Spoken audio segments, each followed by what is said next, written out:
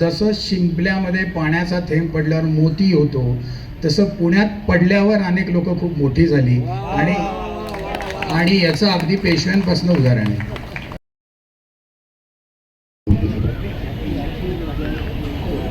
पुण्याच्या लाडक्या सारसबागेच्या गणपतीच्या वर्धापन दिनानिमित्त जमलेले सर्व मान्यवर,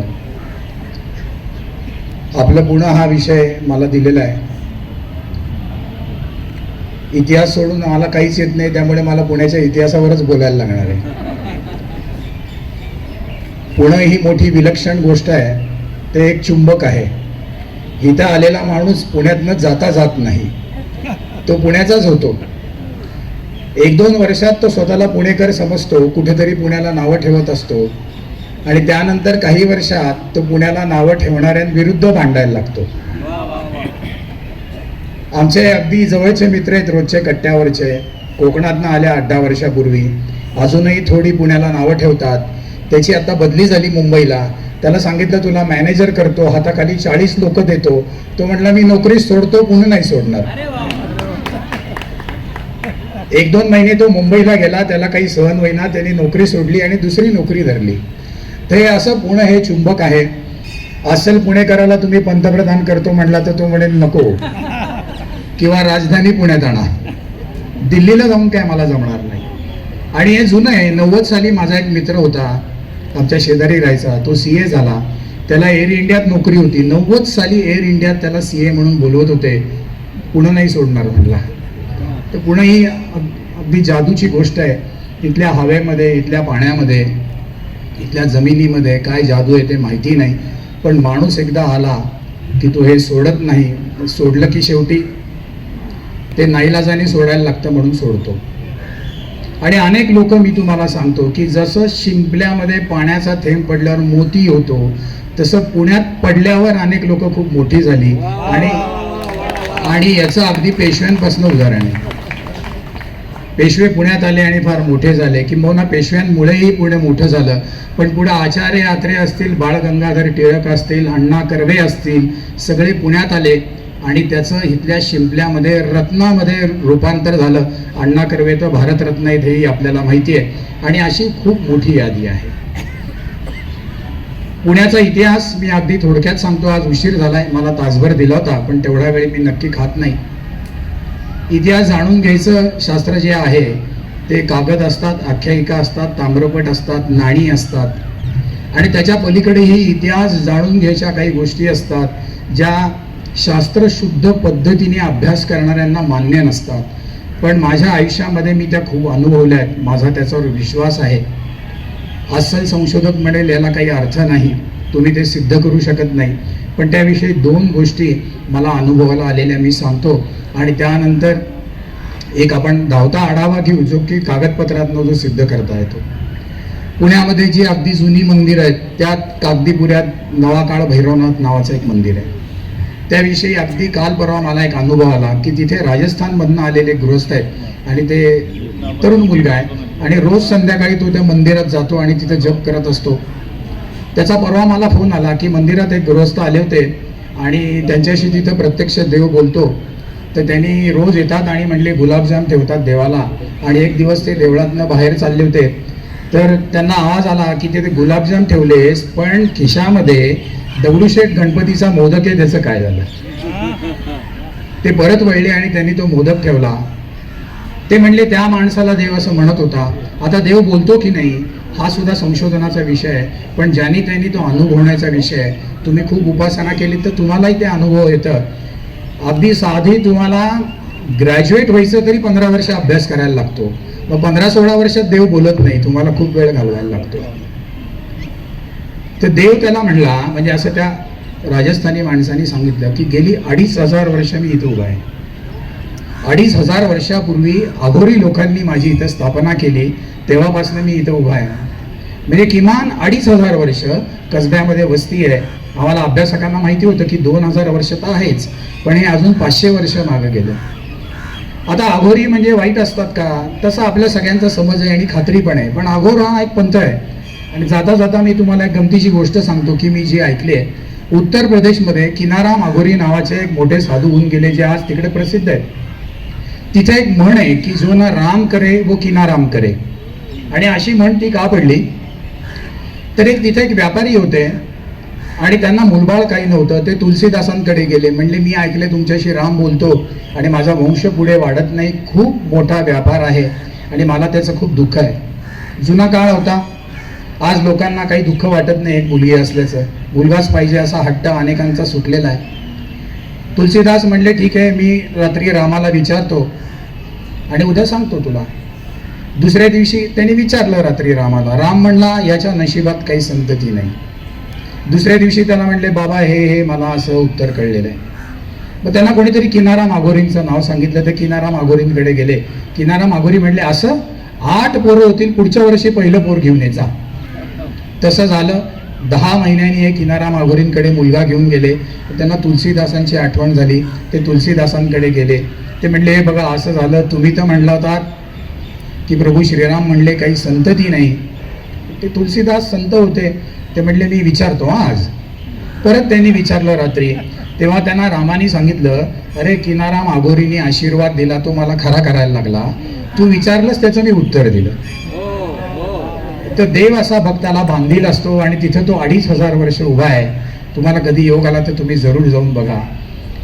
दुसरं पुण्यातलं एक अतिशय प्रसिद्ध असं देवस्थान आहे आणि त्याच्याशी संबंधित एक बाई तिथे राहतात आणि त्यांच्या घराचं काम काही होत नव्हतं, म्हणून त्यांच्याकडे वेगळ्या वेगळ्या काळात 2 सत्पुरुष येऊन गेले आणि त्यातल्या एकांनी सांगितलं की तुमच्या इथे जे देऊळ आहे त्या देवाच्या बरोबर समोर एक 50 फुटावर उभं राहिलं की उजव्या हाताला खाली 20 फुटावर एक मोठं शिवलिंग आहे आणि त्याच्यामुळे हे काम आणलेलं आहे. कर्मधर्मसंयोगाने माझ्या जवळच्या नात्यात एक व्यक्ती होत्या की त्या सांगू शकायच्या. मी त्यांना विचारलं हे असं आहे ते खरं आहे का. त्या व्यक्तीने एका सेकंदात सांगितलं की ते खरं आहे. जमिनी खाली 20 फुटावर शिवलिंग आहे. ते किती मोठं आहे, तर त्यावर 2 गायी आरामात बसतील. मी म्हटलं किती जुनं आहे. तर ज्यांनी मला माझ्या अगदी जवळच्या व्यक्ती होत्या त्यांनी सांगितलं त्यांचा इतिहासाशी काही संबंध नव्हता. त्या म्हणल्या पुलकेशी नावाचा राजा होऊन गेला, त्याच्या अधिकाऱ्यांनी त्याच्यावर 4 बाजूनी 4 दगडी खांब आहेत आणि वरती छप्पर आहे. मी बघितलं, शोध केला तर पुलकेशी म्हणजे 13वे शतक इतकं मागं जातं. पण आज गंमत बघा की त्यानंतर अनेक पुण्यामध्ये सत्ता झाल्या, अनेक मोठी राजकारणं झाली किंवा पुण्यामध्ये निरनिराळे शासक झाले 13व्या शतकानंतर, पण आजही तिथे एवढं मोठं शिवलिंग आहे हे कोणाला माहिती नाही. आणि शंकराच्या भक्तांना की हे खरोखर दुर्दैवच म्हणलं पाहिजे की एवढ्या मोठ्या शिवलिंगाचं आपल्याला दर्शन घेता येत नाही. पण ते आज जमिनीखाली आहे, कुठे आहे ते मला माहिती आहे. आणि 3 वेगळ्या वेगळ्या ज्यांच्याशी एकमेकाचा काही संबंध नाही अशा लोकांकडनं मी ते ऐकलेलं आहे.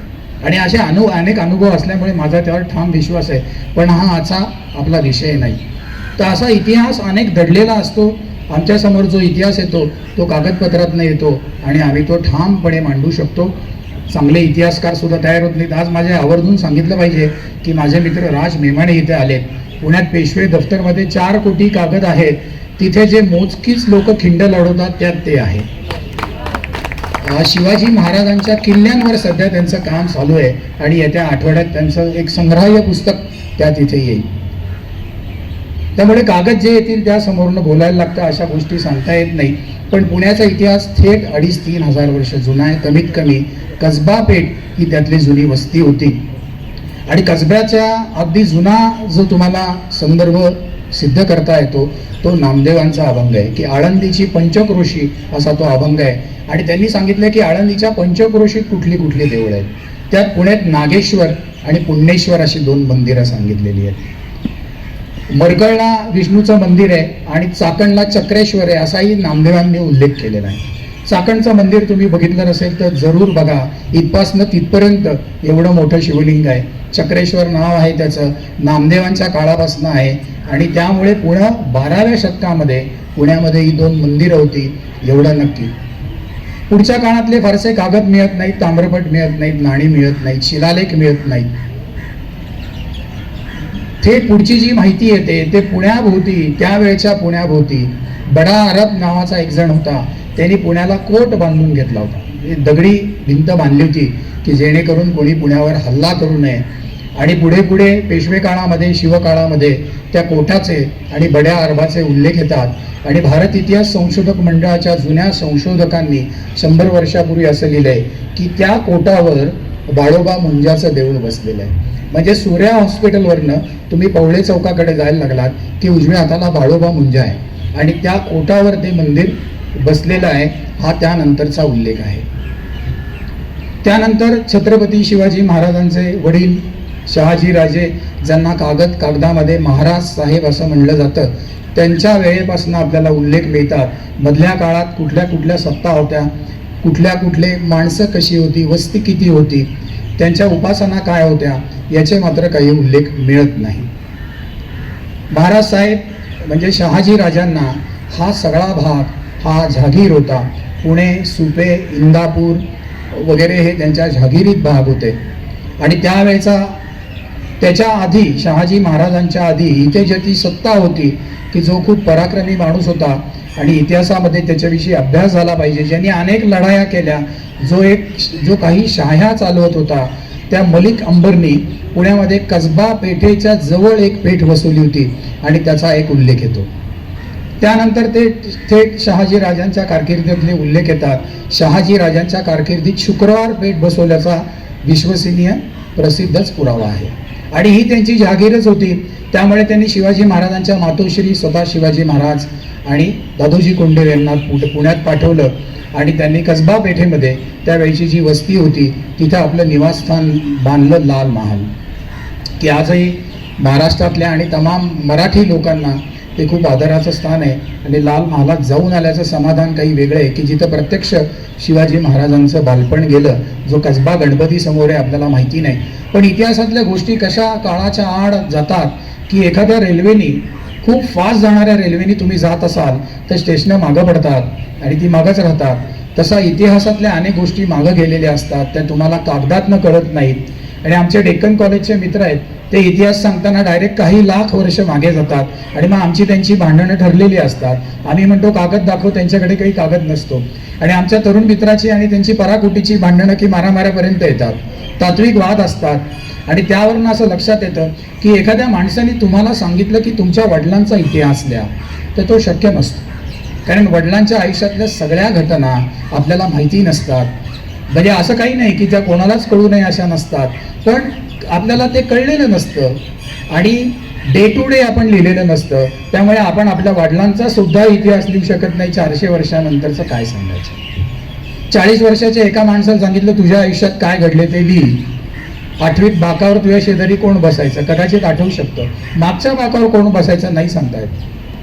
आणि त्यामुळे इतिहासातला अगदी 5 ते 10% गोष्टी आपल्या पुढे येतात. त्यामुळे लाल महाल नक्की कुठे होता, किती मोठा होता, याविषयी आपल्याला काही माहिती कळत नाही. शिवाजी महाराजांचं वास्तव्य तिथे फार काळ काही झालं नाही. ते लहानपणी तिथे राहत होते, पण ती खूप शहाजी राजे स्वतः खूप मोठे कर्तबगार आणि श्रीमंत असल्यामुळे लाल महाल हा खूप मोठा होता. आणि पुढच्या पेशवे काळामध्ये लाल महालाच्या अवशेषांचा उल्लेख आहे. त्यामध्ये लाल महालामध्ये कारंज असल्याचा विश्वसनीय पुरावा आहे. जे त्यावेळी पुण्यामध्ये कारंज उडण्या इतकं पाणी मुबलक होतं, आजही मुबलक आहे. आणि वीज नसताना सुद्धा कारंज कसं उडवायचं हे आपल्या लोकांना माहिती होतं, हे आपल्याला यावरनं कळतं. मग लाल महालातल्या घडलेल्या गोष्टी आपल्याला माहिती आहेत की शाहिस्तेखानाची बोटं छाटली. पुढे स्वतः औरंगजेब पुण्यामध्ये आला होता. 1702ला तो पुण्यामध्ये होता आणि त्याचा नातू मोईनुद्दीन सुन्नत याचं पुण्यामध्ये निधन झालं. त्याला पहिल्यांदा धाकट्या शेख सल्ल्याच्या आवारात पुरलेलं होतं, नंतर त्याला तिथनं हलवण्यात आलं असे विश्वसनीय कागद आहेत. आणि त्या काळात औरंगजेबांनी नातवाच्या स्मृतीसाठी मुहियाबाग नावाची पेठ वसवली होती आणि ती आज आपण बुधवार पेठ म्हणून ओळखलं जातो. मध्यंतरी शाहिस्तेखान असताना त्यांनी मुर्सुदाबाद नावाची पण पेठ बसवली होती, ज्याचं कालांतराने शनिवार पेठ असं नामकरण करण्यात आलं. शिवाजी महाराजांच्या मृत्यूनंतर प्रदीर्घ काळ पुणे हे मुघलांकडे होतं आणि छत्रपती संभाजी महाराजांचे चिरंजीव शाहू महाराज जेव्हा औरंगजेबाच्या मृत्यूनंतर सुटले, तेव्हा त्यांचे पेशवा बाळाजी विश्वनाथ यांनी 1716 साली मुघलांकडनं, मुघलांचे इथे 2 सरदार होते, रावरंबा निंबाळकर आणि कदम, यांच्याकडनं बाळाजी विश्वनाथांनी त्यांच्या मालकाची जी जहागीर होती, शाहू महाराजांची जी जहागीर होती, ते पुणे परत जिंकून घेतलं आणि स्वराज्याला जोडलं. पुण्यामध्ये पेशवे दफ्तर म्हणून सरकारी कार्यालय, आता त्याला महाराष्ट्र पुराविलेखागार पुणे आर्काइव्ज म्हणतात. तिथे 4 कोटी कागद आहेत आणि पेशव्यांच्या रोजनिशी आहेत, म्हणजे त्या पेशव्याच्या दिवसात काय काय झालं त्याचे कागद तुम्हाला बघायला मिळतात. ते राजकीय, आर्थिक आणि प्रशासकीय असतात. पेशवे उठले आणि चहा प्यायले वगैरे असं नसतं. आणि त्यामध्ये मी एक छोटासा कागद बघितला होता. अस्सल पुणेकर असल्यामुळे माझं पुण्यावर भरपूर प्रेम आहे, जे आपल्या सगळ्यांचं असतं. आणि तो कागद सिनेमाच्या तिकिटा एवढा होता आणि त्यावर शाहू महाराजांनी लिहिलं होतं की बाळाजी विश्वनाथ यास पुणे देणं आहे. एवढीशा चिठ्ठीवर त्यांनी बाळाजी विश्वनाथांना पुणे देऊन टाकलं होतं. तरीही ही लोक 1730 पर्यंत पुण्यामध्ये राहत नसत. 1713 साली बाळाजी विश्वनाथ पेशवा झाले. 1720 साली त्यांचं निधन झालं आणि त्यांचे थोरले चिरंजीव महाप्रतापी, की मराठी माणसांनी जे दिल्लीवर धडका मारल्या, ते बाजीराव साहेब हे पेशवा झाले. शेजवलकरांनी एका ठिकाणी लिहिलेलं आहे की मराठी माणसांच्या घोड्यांच्या टापा ज्या ठिकाणी गेल्या त्या देशाचा भाग, तो देशाचा भाग शांत झाला एक्सेप्ट काश्मीर. काश्मीरमध्ये मराठी माणसं गेली नाही, अजूनही ते धुमस्त होतं, आता शांत व्हायला लागलेलं आहे. आणि बाजीरावच्या वेळेस ही लोक जर का पुण्यात आली तर ती कसब्यामध्ये धडफळे कुटुंबीय होते, त्या धडफळे कुटुंबियांकडे उतरत असत. आजही गुंडाच्या गणपतीजवळ 3 धडफळे अपार्टमेंट आहेत, तिथे तो कदाचित वाडा असेल, पण तो कोणालाही माहिती नाही. थोरल्या बाजीरावांच्या काळात 1730 साली त्यांनी निश्चित केलं की पुण्यामध्ये येऊन राहायचं आणि 1730ला पुण्यामध्ये शनिवार वाड्याचं बांधकाम चालू झालं आणि 1732ला त्याची वास्तुशांत झाली. त्यांच्या काळामध्ये, थोरल्या बाजीरावांच्या काळामध्ये अजून एक झालेलं मोठं काम म्हणजे ओंकारेश्वर मंदिराची निर्मिती. तुम्ही ओंकारेश्वराला गेलात तर आजही तुम्हाला 12 ज्योतिर्लिंगांमध्ये एवढं मोठं मंदिर मिळणार नाही आणि अंतर्गत प्रदक्षिणा वाट असलेलं एवढं मोठं मंदिर मिळणार नाही. ओंकारेश्वराचं स्थान पुण्यामध्ये पुढे अगदी अनन्यसाधारण राहिलं, कारण आपल्याला माहिती आहे 1970 पर्यंत ती पुण्याची स्मशानभूमी होती आणि आजही जुन्या लोकांच्या तोंडी निम्म्या गौऱ्या ओंकारेश्वरावर गेल्या असे वाक्प्रचार आपल्याला आढळून येतो. आता निम्मी वीज वैकुंठाला गेली असंही म्हणता येणार नाही, कारण खूप ठिकाणी विद्युत दाहिनी झाल्यात. बाळाजी विश्वनाथांनंतर त्यांचे अत्यंत कर्तबगार चिरंजीव बाळाजी बाजीराव उर्फ नानासाहेब हे पेशवा झाले. त्यांच्या कारकिर्दीमध्ये पुणे हे शहर म्हणून भरभराटायला लागलं आणि त्यांना लक्षात आलं की लोकसंख्या वाढेल. त्या काळी प्रत्येकाकडे घोडे असायचे, सरदारांच्या पागा असायच्या, हत्ती असायच्या आणि पाणी पुरलं पाहिजे म्हणून त्यांनी कात्रजवरनं पाणी आणलं, जे 1920 पर्यंत पुणेकर पित होते आणि ते पाणी कात्रजवरनं पुण्यात आणायला कुठलाही खर्च नव्हता, कारण ते गुरुत्वाकर्षणाच्या योगाने येईल अशी व्यवस्था केली होती. कात्रजला माहिती आपल्याला 2 तलाव आहेत, आज तुम्हाला ते गुगलवर बघायला मिळतात.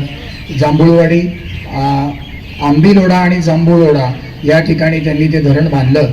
वरच्या तलावात ते सेटल होतं पाणी आणि आता राजीव गांधी उद्यानाच्या आवारात जो तलाव आहे तिथनं ते पाणी पुढे पार अगदी तुळशी बागेपर्यंत येईल अशी व्यवस्था होती.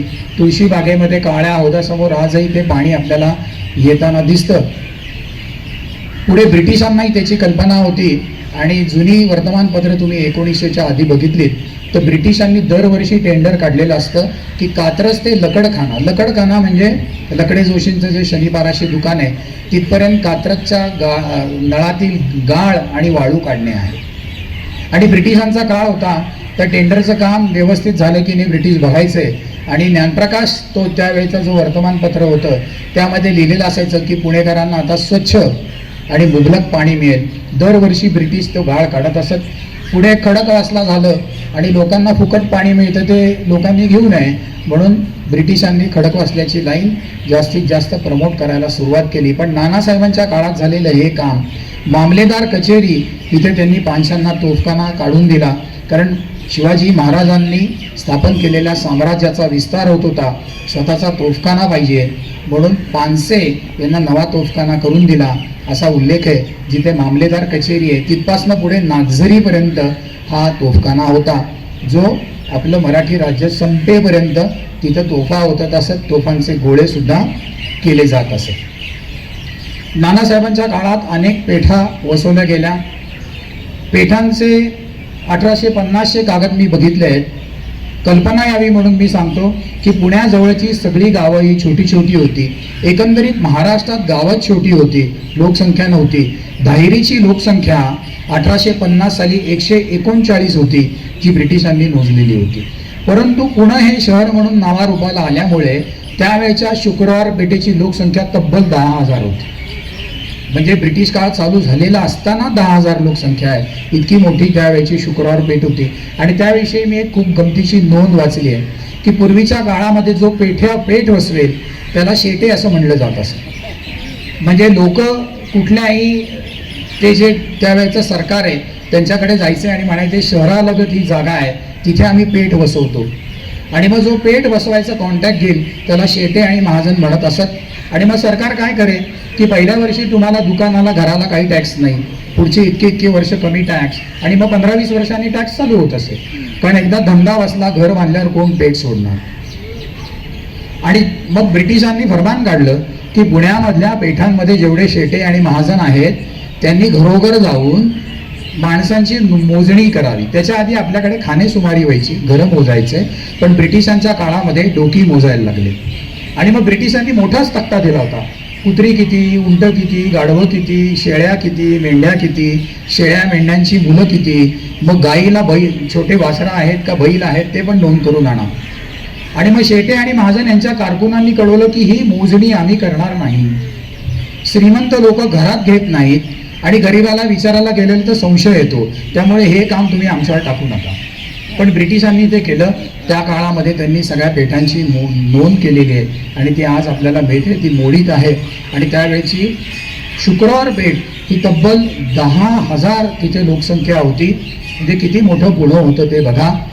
एक ब्रिटिश आर्किटेक्ट पुण्यामध्ये आता आहे की नाही मला माहिती नाही, त्यांनी टाइम्स ऑफ इंडियामध्ये एक लेख लिहिला होता, पुण्यावर लेख मालिका लिहिली होती. आणि त्यात त्यांनी लिहिलं होतं की या काळामध्ये सुई विकणाऱ्यांपासून हत्ती विकणाऱ्यापर्यंत सगळ्यांना पुण्यात रोजगार होता.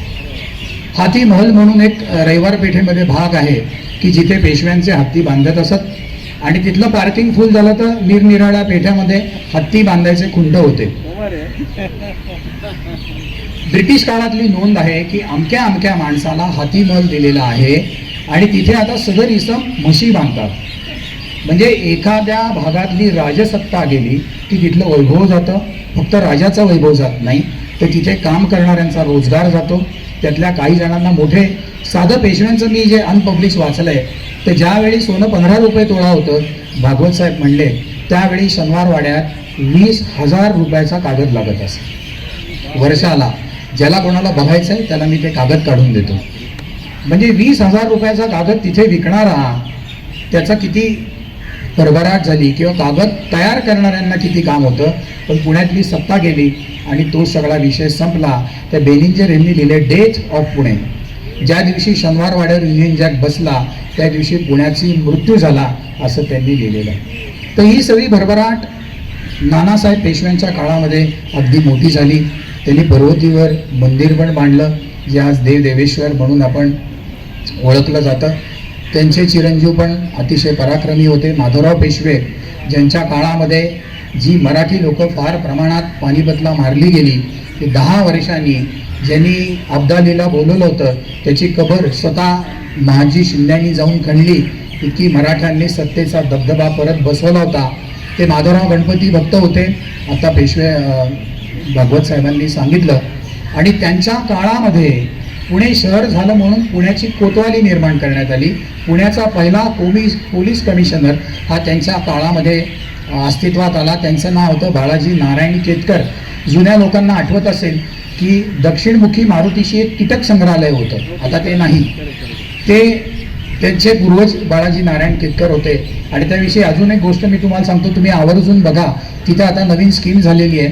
दक्षिणमुखी मारुतीच्या इथं उभं राहिलं की उजव्या हाताला. मी त्या केतकरांचे जे वंशज होते त्यांना 2000च्या सुमारास भेटलो होतो. त्यांचं वय 90 होतं. त्यांच्या घरात एक गणपती होता. ते म्हणले हा गणपती माझ्या पूर्वजांना सारसबागेच्या तळ्यात दृष्टांत होऊन सापडलेला आहे. म्हणजे या गणपती खेरीज अजून एक गणपती होता, तो केतकरांच्या नशिबात होता आणि तो त्या वाड्यात आहे. आता तुम्ही त्याचं दर्शन घेऊ शकता. पार्किंगमध्ये ते मंदिर आहे. म्हणले जेव्हा 500चा पूर आला गणपती सुटा होता एवढा गणपती आहे, दगडी गणपती आहे. तर म्हणले की माझ्या घरामध्ये चिनी मातीच्या मिठाच्या भरण्या होत्या खूप मोठ्या मोठ्या. आता मिठाला वजन खूप, चिनी मातीला खूप. म्हणले पानशेच्या पुरात सगळ्या वाहून गेल्या, पण गणपती जागचा हल्ला नाही. आणि आज केतकरांच्या वाड्यात तुम्ही त्या गणपतीचं जाऊन दर्शन घेऊ शकता. माधवराव पेशव्यांनी पुण्याची कोतवाली वेगळी केली आणि त्या परंपरेतला प्रसिद्ध झालेला कोतवाल म्हणजे घाशीराम कोतवाल, तो आपल्याला माहिती आहे. पुण्यामध्ये ज्या काही अगदी ठळक घटना झाल्या त्यात घाशीरामची लोकांनी दगडाने ठेचून केलेली हत्या ही सुद्धा एक घटना आहे, पण तो वेगळा विषय आहे. पुढे त्यांचे छोटे बंधू नारायणराव पेशवे हे पेशवा झाले. ते अल्पकाळासाठी पेशवा होते. त्यांची शनिवारवाड्यात हत्या झाली तेव्हा त्यांच्या सौभाग्यवती ज्या होत्या त्या गर्भारशी होत्या आणि त्यांना जो मुलगा झाला तो 40व्या दिवशी पेशवा झाला होता. म्हणजे काय राजयोग आहे बघा की 40व्या दिवशी त्याला पेशवाईची वस्त्र आणली आणि ते साधारणतः 10-11 वर्षाचे असताना या सारसबागेच्या गणपतीची, त्या सारसबागेची स्थापना झालेली आहे. आणि त्या गणपतीचे कागद मी बघितलेले आहेत आणि त्या कागदांवर बाहेर टायटल असं लिहिलेले आहे, पर्वतीच्या तळ्यातील सारसबाग येथील गणपती. म्हणजे तेव्हा सुद्धा या मधल्या बेटाला सारसबाग असं म्हणत असत. आणि पहिल्यापासनं की देवदेवेश्वरची जिथं मंदिर आहेत तिथे गणपतीची खूप काळजी घेतली जाते. त्यावेळी बेट होतं आणि त्या बेटामध्ये सुद्धा 3 लोक रिक्रूट केलेली होती की एक रोज पूजा करणारा, दुसरा त्याला सगळी मदत करणारा आणि तिसरा जो होता तो आचारी होता. की इथल्या इथे देवाला सगळा सरंजाम पाठवला जायचा, अगदी डाळीपासनं गुळापासनं सगळा सरंजाम पाठवला जायचा. आणि त्या संदर्भातली एक मला गमतीशीर नोंद आठवते की लच्छू शिंपी या स्त्रींचे माप घ्यायला पाठवले. म्हणजे गावाबाहेर तळ्यात मंदिर बांधलंय सोडून दिलं नाही तर गणपतीला वस्त्र पण करण्यासाठी माणूस पाठवला जायचा. कैऱ्या पाठवल्याची पण मी नोंद पाठवली आहे. आंबे सुमार 300, गणपतीला लोणचं पण केलं जायचं आणि ती खूप मोठी यादी आहे की अगदी निघुतीने त्या काळामध्ये केलं जायचं. पुढे सवाई माधवरावांचं 1795-96 साली मृत्यू झाला आणि दुसरे बाजीराव पेशवे हे गादीवर आले पेशवा म्हणून. त्यांची कारकीर्द 1796 ते 1717 होते. आणि ज्या काळामध्ये या सर्व काळामध्ये पुण्यामध्ये अनेक निरनिराळ्या सरदारांचे मोठे मोठे वाडे झाले आणि ईश्वरी भक्ती किंवा उपासना हा भरल्या पोटाचा विचार असतो. की जिथे खूप वर्ष दुष्काळ पडला आहे, की आता युक्रेनसारखी परिस्थिती आहे, तिथं कोणालाही देव आठवणार नाही. अशी परिस्थिती निर्माण झाली की लोक देवाच्या नावाने ठणाणा करणार आणि आपण कसे वाचतोय ते बघणार. पण स्थैर्य आलं, सुबत्ता आली आणि ते टिकून राहिलं की तो विचार असतो. आणि त्या सरदारांचे मोठे मोठे वाडे झाले, त्यांच्याकडे स्थैर्य होतं, सुबत्ता होती, मनगटात ताकद होती आणि त्यामुळे त्यांनी मंदिरं बांधली. मंदिरं बांधणाऱ्यांना रोजगार मिळाला, उत्तम उत्तम मूर्तिकारांना रोजगार मिळाला. आणि त्याचं एक मोठं उदाहरण म्हणजे तुम्ही मुरलीधराचं मंदिर जाऊन बघा, ज्याला आपण कुण्या मुरलीधर म्हणतो.